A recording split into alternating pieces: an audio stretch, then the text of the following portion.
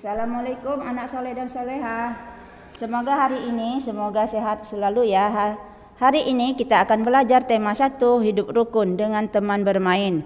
Subtema 2 pembelajaran 2. Sudah siap anak-anak? Kalau sudah siap perhatikan video berikut ini. Udin dan teman-teman sangat kompak. Banyak kegiatan yang dilakukan bersama. Misalnya memperingati Hari Kemerdekaan. Bacalah percakapan di bawah ini dengan teliti. Nah, ini ada percakapan Udin dan Edo. Mari kita simak adik-adik. Edo, kamu sudah tahu belum? Nanti akan ada lomba sepeda hias loh. Lomba dalam rangka apa, Udin? Ayo kita ikut lomba itu. Sepertinya menyenangkan. Dalam rangka perayaan Hari Kemerdekaan di kampung kita. Ban sepedamu sudah dipompa. Ayo aku bantu memompanya. Setelah itu kita hias sepeda bersama-sama. Wah, terima kasih Din. Mari kita mempersiapkan keperluan untuk menghias sepeda kita. Nah, itu percakapan antara Udin dan Edo yang akan mempersiapkan untuk mengikuti lomba menghias sepeda dalam rangka perayaan Hari Kemerdekaan. Dalam percakapan Udin dan Edo ini ada kalimat yang menunjukkan ajakan kepada orang lain. Nah, di pembelajaran 1 kemarin sudah menjelaskan tentang kalimat ajakan. Kalimat ajakan biasanya ada kata ayo, ada kata mari. Jika ditulis harus diakhiri dengan tanda seru. Nah, kita cari tahu nih adik-adik, mana yang termasuk dalam kalimat ajakan. Yuk kita cari yuk dari percakapan ini. Ya, yang pertama ini. Ayo kita ikut lomba itu. Sepertinya menyenangkan. Ini sudah betul adik-adik. Ada kata ajakan, lalu diakhiri tanda seru. Apakah kalian menemukan kalimat ajakan yang lain? Ya, ada lagi. Ayo aku bantu memompanya. Tapi di sini penulisannya salah. Penulisannya seharusnya diakhiri tanda seru. Apakah ada lagi adik-adik? Ya, ada satu lagi. Mari kita mempersiapkan keperluan untuk menghias sepeda kita. Menurut adik-adik, penulisannya betul atau salah? Iya, salah. Karena tidak diakhiri tanda seru. Tapi ini termasuk dalam kalimat ajakan.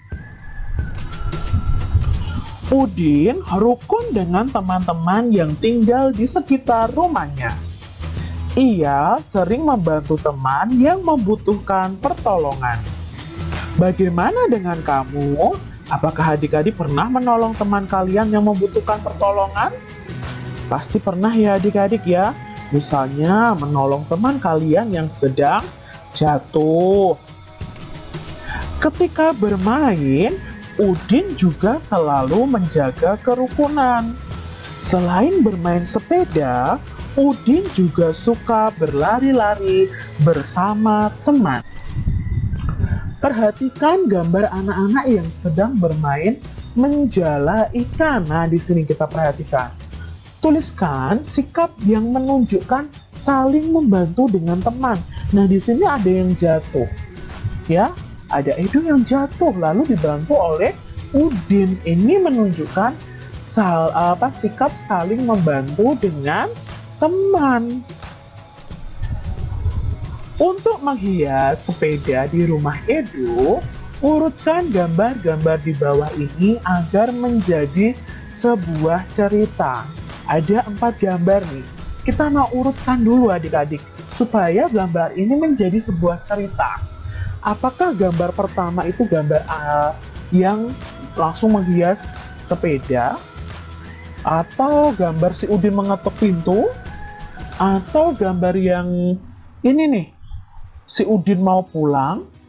Lalu si Edo menjawab, apa itu pamitannya si Udin? Nah, kira-kira yang mana dulu ya kalau dibuat cerita ya? Ya pasti si Udin datang ke rumah Edo dulu kan, mengetuk pintu, maka ini yang pertama. Lalu setelah itu ketemu Edo, apa yang mereka lakukan? Ya, mereka menghias. Maka gambar yang kedua ini, setelah mereka menghias, nah ini si Udin pamit pulang karena harus beribadah. Dan si Edo mengizinkan untuk si Udin pulang dan melanjutkan menghiasnya esok hari. Ini kalau dibuat cerita, bagus adik-adik. Contohnya nih, Udin ke rumah Edo.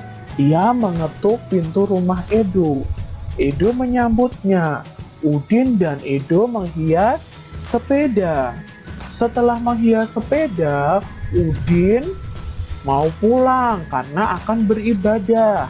Nah, si Edo mengizinkan Udin untuk pulang dan akan melanjutkan menghias sepedanya esok hari. Itu kalau dibuat sebuah cerita. Nah, jawablah pertanyaan-pertanyaan di bawah ini dengan memperhatikan cerita gambar tadi adik-adik. Apakah Edo marah ketika Udin pamit pulang untuk melakukan ibadah?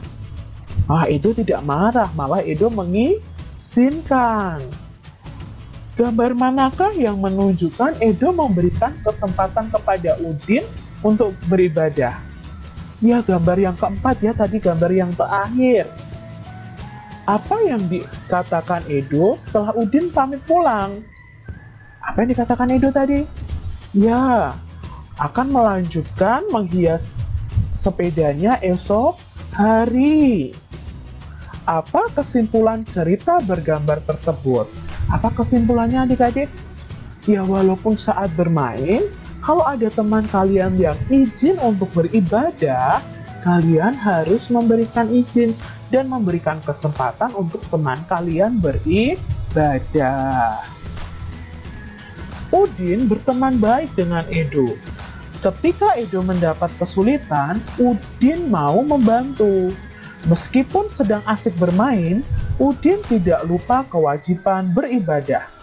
Sikap Udin dan Edo sesuai dengan pengamalan Pancasila, terutama sila pertama dan sila kedua. Sila pertama itu menunjukkan Udin tidak lupa kewajibannya beribadah.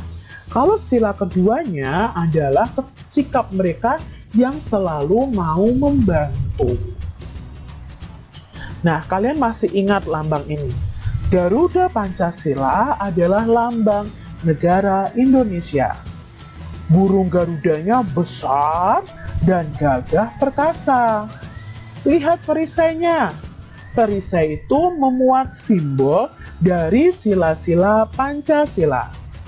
Pancasila adalah dasar negara kita. Kita sudah jelaskan di subtema 1 nih, tentang lambang-lambang atau simbol dari sila-sila Pancasila yang ada di perisai Garuda Pancasila.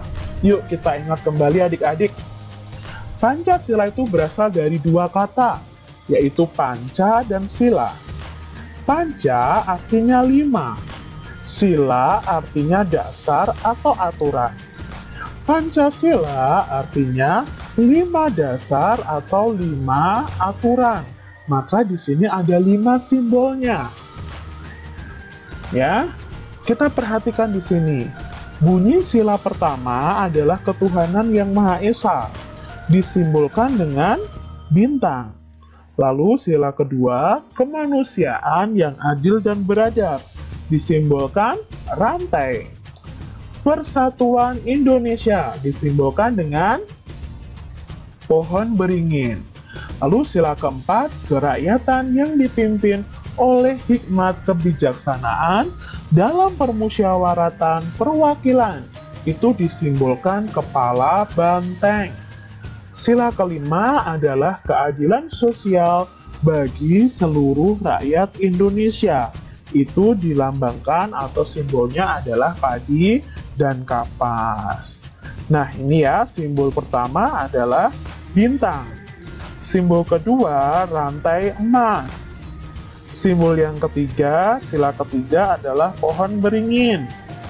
Sila keempat, simbolnya adalah kepala banteng. Sila kelima, simbolnya padi dan kapas. Nah, penerapan sila ke-1 dan ke-2 di tempat bermain. Nah, di sini ada contoh penerapan sila ke-1 dan ke-2 di tempat bermain. Kita lihat sila ke-1 contohnya.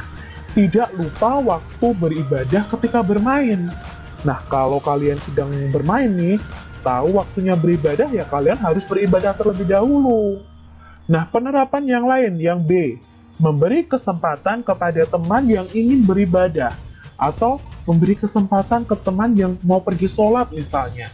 Itu kalian berarti menerapkan sila pertama Pancasila. Tidak mengejek teman yang berbeda agama, menghormati teman yang berbeda agama. Itu penerapan sila ke-1 Pancasila, ya. Jadi kalian tidak boleh mengejek agama orang lain. Kita harus toleransi. Contoh penerapan sila kedua Pancasila di tempat bermain.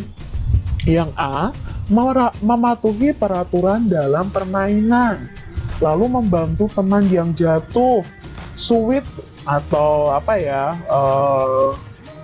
kalau batu gunting kertas ya misalnya seperti itu, untuk menentukan kelompok bermain secara adil. Nah, ini adalah penerapan sila ke-1 dan ke-2 di tempat bermain. Pasangkanlah gambar di bawah ini dengan lambang sila yang sesuai jika sikap sesuai pengamalan Pancasila. Nah, kita lihat gambar yang pertama. Edo berkata, "Maaf ya, besok pagi saya tidak bisa datang. Saya mau pergi ke gereja." Nah, ini kira-kira sesuai dengan sila keberapa adik-adik? Ya, sesuai dengan sila pertama. Sila pertama simbolnya adalah bintang. Maka ini kita pasangkan dengan gambar bintang. Lalu gambar yang kedua. Siti berkata nih, "Aku pulang dulu ya, aku mau mengaji." Nah, ini berhubungan dengan agama juga, berhubungan dengan ibadah juga. Berarti sesuai dengan sila keberapa? Ya, sila pertama. Sila pertama itu adalah simbolnya bintang. Lalu gambar berikutnya yang ketiga. Membantu teman yang jatuh dari sepeda. Kira-kira kalau membantu teman yang jatuh dari sepeda, itu sesuai pengamalan sila keberapa? Ya, sila kedua, karena berhubungan dengan kemanusiaan. Sekarang berikutnya, hidup rukun dengan teman, bermain rukun dengan teman, bermain adil dengan teman. Itu sesuai dengan sila kedua juga yang simbolnya adalah rantai.